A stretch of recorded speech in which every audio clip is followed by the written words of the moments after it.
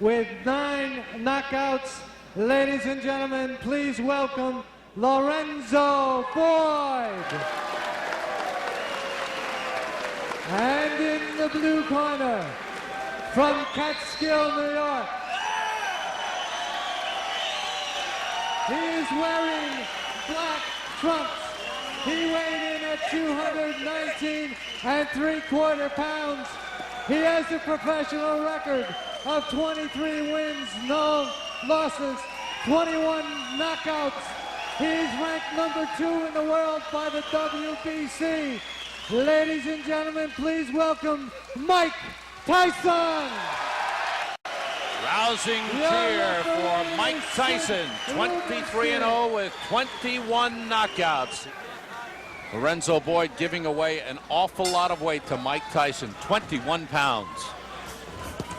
Quick right hand by Tyson. Mike Tyson's fastest knockout, 37 seconds of the first round. Robert Collier last October 25th. I got something in.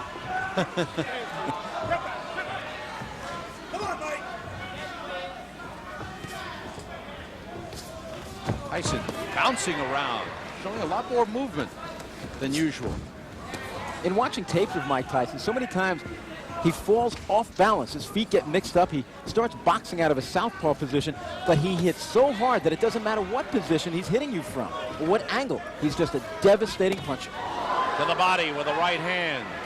That hurt Lorenzo Boyd. Boyd making the mistake of backing up. He's got to come in and throw punches. Boyd, one-time police officer in Stillwater, Oklahoma. See, if Boyd was a boxer, I'd say, okay, box. But he's not a boxer. He's a slugger. He's not a quick tillis. He's not a tall man like a Mitch Green. He's got to slug. And if he waits for an opening, I don't know if he's going to find it. Mike Tyson has 2 of the quickest hands in the heavyweight division. Boyd crowding Tyson and looking for an opening. I know Boyd wants to come in with the uppercut, but hasn't shown it. Tyson shows it there.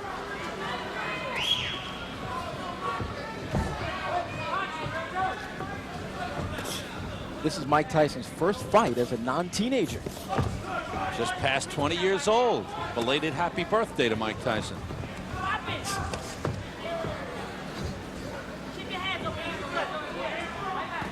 Tyson in at 219. Boy, he carries the weight well. He carries it so well. He says he feels heavier, actually better at this weight than he does when he gets in around 214, 215. Solid body shots from Tyson. A minute to go in round 1.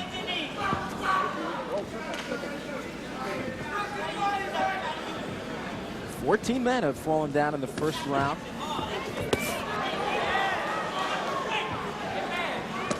Again to the body. Boyd trying to answer back. All those shots picked off.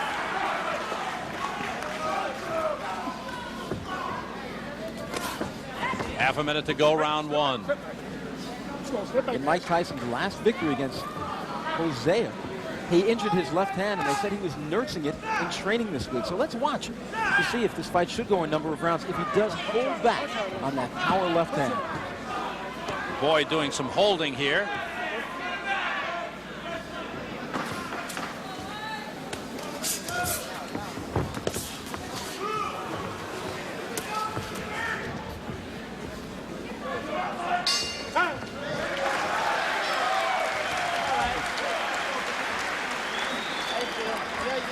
You have to use it a little bit. Not that hard. You gotta get in, you gotta get a little closer. You're leaning towards him a little bit too much. You know what I mean? Try to get calm and work away just a little bit more. Bring it to the body.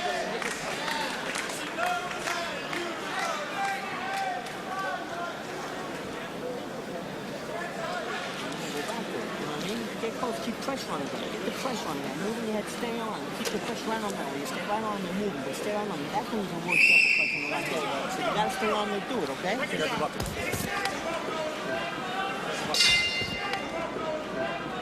Sam Rosen and Randy Gordon ringside at the Stevensville Country Club in Swan Lake, New York. And Lorenzo Boyd has done what 14 others have failed to do against Mike Tyson. That's go into the second round. It was Cus D'Amato's dream. Cus D'Amato, the late great trainer the man who was the legal guardian of Mike Tyson.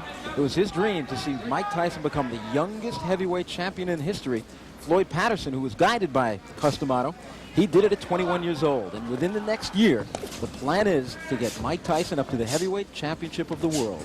Trained by Kevin Rooney, co-managed by Jim Jacobs and Bill Clayton. Good right uppercut by Tyson, solid on the chin. Bill Clayton, excuse me. Dropped an L in there where it didn't belong.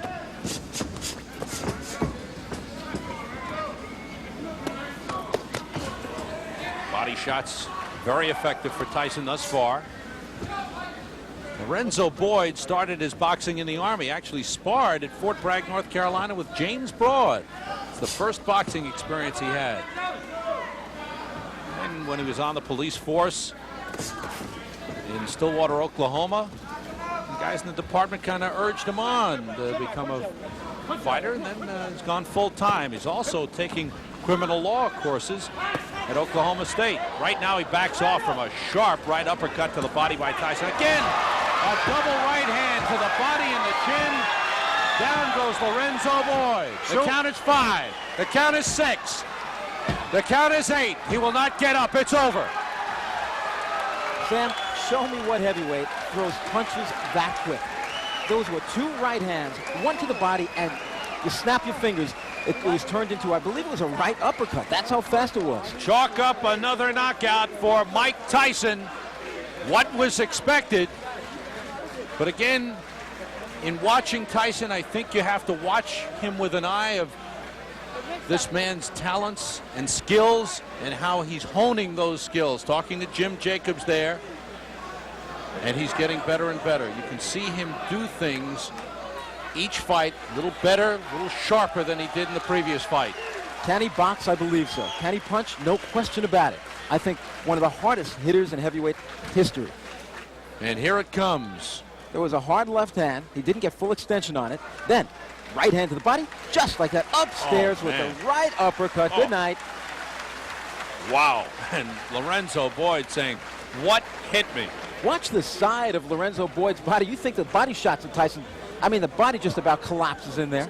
It's the tremendous leverage that Tyson has. The way he throws his punches, he gets his entire body. 219 pounds went into each of those 2 right hands to the body.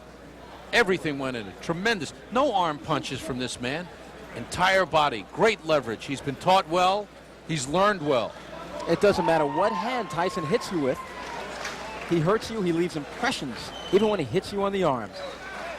Ladies and gentlemen, the winner by knockout at 1 minute 43 seconds of the second round, and still unbeaten, Mike Tyson. 24-0, 22 knockouts. This fight goes 4 minutes and 43 seconds. And his streak of first-round knockouts, which was at 2, is broken. But Mike Tyson has to be pleased with his performance. Lorenzo, sorry about it. Assess his performance. How does he punch? He's stronger than I thought he was. He caught me real good in the rib cage down here on the left side, and I became fearful then because I told myself I have to remind myself not to bring my hand down to protect it. He hit it again. I brought my elbow down. In case you don't know, it was a right hand and then a right uppercut to the chin. Is he the hardest hitter you've ever been in with? Yes, I fought Terry Anderson, and they considered him a big banger, but he doesn't punch anything like Mike. In your opinion, can this man, Mike Tyson, beat any heavyweight in the world right now? Yes, he'll go all the way. What about the other one? He'll tell us. Thank you for coming over here. Better luck next time. Okay. At least you can look at it this way. Next fight, you won't have to be in against Mike Tyson. Mike, congratulations on your first victory as a non-teenager. Did you think you'd get him so soon? Well, I was expecting, I was looking for early knockouts. But then I saw he went by the first round, so I said I'm going to just pick with my jab and look for opening because I hurt my left hand early in the first round. You've been nursing that bruised hand. They said your left hand was bruised in your last fight. Is it okay now? It's okay, but it just has a little pain in it. But it's nothing that I can't detract when I'm in the boxing. He said he was going to come out banging with you. He really didn't come out banging from the first round. He was kind of cautious. Were you surprised by that? Not at all. At first I thought because he charged out a little with a kind of a sluggish stand, like he's just ready to wing. But I was precarious about it, and I just kept putting the jab in his face, looking forward for him to move forward. Okay, we've seen you plenty times as a fighter. Now we're going to hear your expert commentary as we take a look at the devastating punches which ended the night for Lorenzo Boyd. Well, as you see here, I'm just picking with the jab, and I'm looking for the body punches. Boom, I'm trying to hurt him with the body. Boom, and I brought it up. But as you noticed earlier, I was hitting him to the body, making his mind preoccupied on the body shot, and he had no intention of the right uppercut coming. He said that. He said he was trying to keep the body. He was trying not to bring the hand down, but he said he just couldn't help it, that when you drove the body shot, you hit him again. Most definitely, because that's my plan. Is a title shot looming in 1986? Can you tell us that? I couldn't tell you because, as you know, Jim Jacobs and Bill Cayton keeps a close eye on that and negotiation plans. But I feel a big success plan happening very soon. It's so tough to be critical on yourself when you look so good in such a short time. But were you unhappy in any way with your performance tonight? Well, I always felt I could have used my jab a lot more. And there's a lot of other things that I saw just now, just watching those few seconds that I made a mistake on, but I won't tell you or the viewers at home either. We'll work on them at the gym. You don't want Tim Witherspoon, Pinklin Thomas, and Trevor Berbick and the rest of the guys knowing? Well, they think they know, but they really don't know. If there is a way to beat Mike Tyson, how do you do it? Don't want to talk about that one, do you? I don't. 357 Magnum. I'm starting to think. I'm starting to think that you're unstoppable. Do you feel that you're the best heavyweight in the world, that you can step in with anybody right now? I know just a number of months ago you said just a few more fights. Are you ready right now? I feel I am the best fighter in the world right now. Congratulations again on your win, 24-0. And by the way, your birthday was a few days ago. Happy birthday. An autographed picture of Sam Rosen will be mailed to you very soon as your birthday present. Well, there's no question that just like Muhammad Ali at his peak, Mike Tyson's opponents come in with a great psychological disadvantage. They regard Mike as a very, very special kind of opponent, naturally, which he is. A whirlwind of excitement and expectations coming up in the final episode of Tyson, Raw and Uncut, as the Iron Man meets Marvis Frazier, a boxer intent on following in his father, Joe Frazier's, huge footsteps.